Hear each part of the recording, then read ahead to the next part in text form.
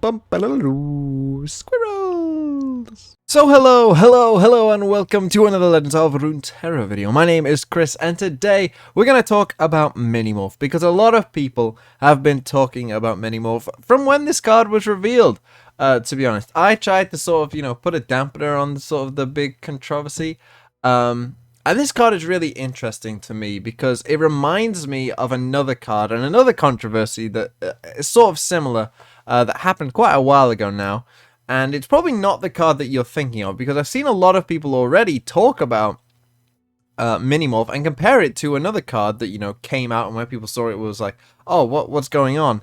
And that of course is Hush. And if we go and take a look at Hush, for those of you who weren't around, because this is probably, about a year ago now, upon Targon's release, Hush was a very different card, and actually required changing twice. Because Hush's original little ability was actually this, where it's a 3-mana card, burst speed spell. You silence a unit, create a fleeting Hush in hand. And what that meant was essentially that you could play Hush on something, you would get another Hush to play, so you could Hush multiple things in a round. You could silence your entire opponent's board if you really wanted to, but that was more fringe. The bigger implication of it was that you could Hush something and your opponent couldn't really respond, because you could just Hush it again, and so say you had a combat trick in hand to then keep your hushed unit alive.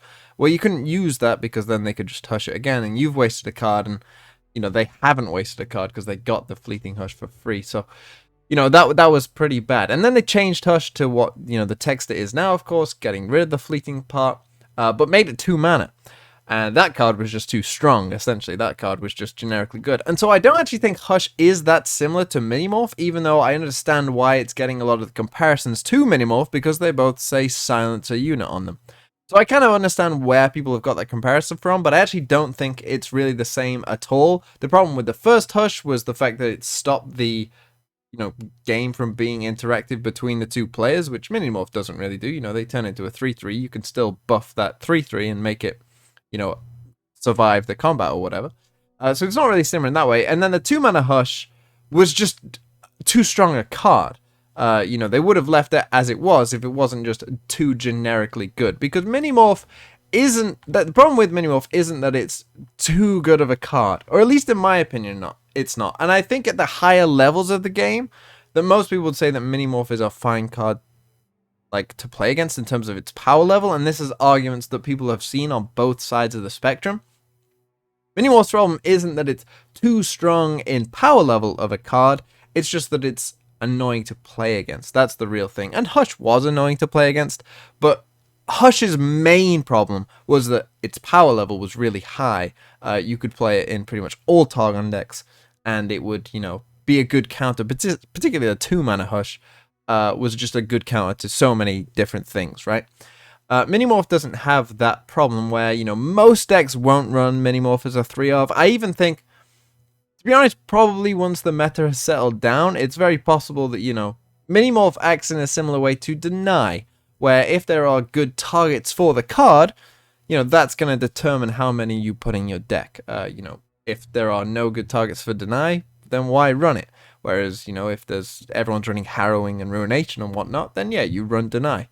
Minimorph is quite the same. If there's tons of Scion, which of course there is at the moment, because Scion's pretty good and it's new and people are playing it, or like Lee Sin, or maybe a Nivea, or, good targets for Minimorph, then people will play it. But if all you're seeing is Pirate Aggro, then you might as well not play Minimorph, because it's not going to be that good of a card most of the time. So, Minimorph is a bit of a meta-dependent card, but it's mostly that it's frustrating to play against. And the card that I actually think that this reminds me of most is Unyielding Spirit. Now, we are going back quite a way, all the way back to when Bilgewater released. So the game actually just officially released when this card came out, and the card was exactly the same, but it was burst speed. And I'll tell you why this reminds me of Minimorph, because this card was very frustrating for players to play against. At burst speed, and of course it's a Demacia card, so combined with Fiora, it led to some very frustrating gameplay for people, because at burst speed, you can't really do anything about it.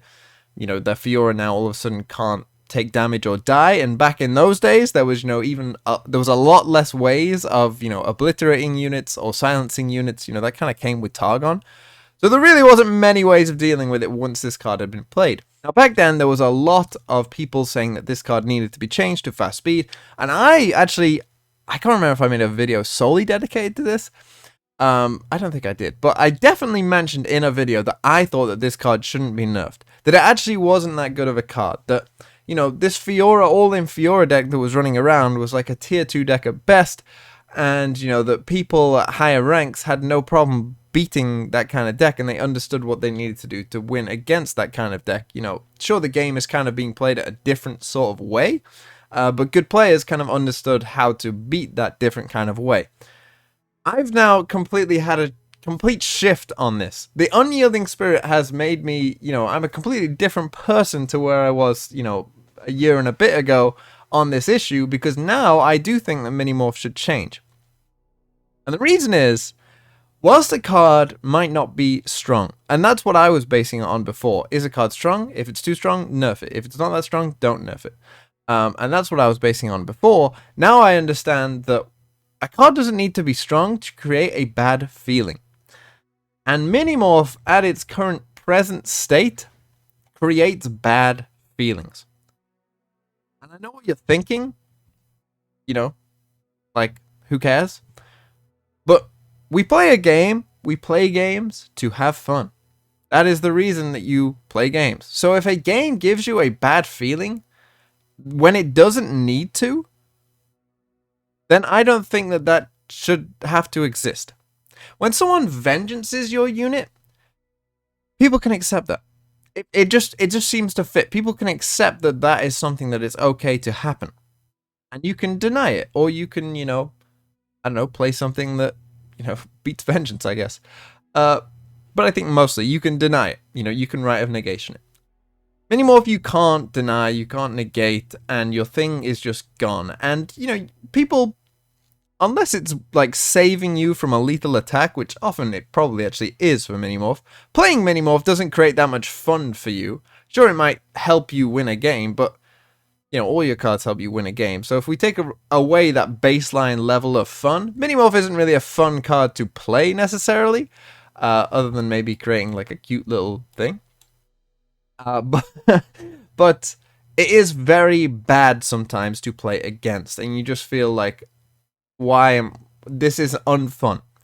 And we don't play games to be unfun. And this is where I've had a complete shift on this issue, because I used to think that Unyielding Spirit was fine as it was, it didn't need nerfing, whatever, but it was the exact same thing.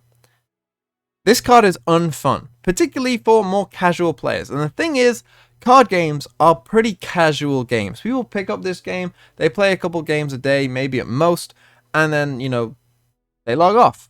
Most people aren't like me, and that's what I didn't really necessarily understand at first. That I was coming from, like, the more, competitive side of the game, I guess, where, better players just knew how to play against the card, they knew what to do against it. More casual players might not. More casual players might, not see this card that often, they aren't thinking about this card that often.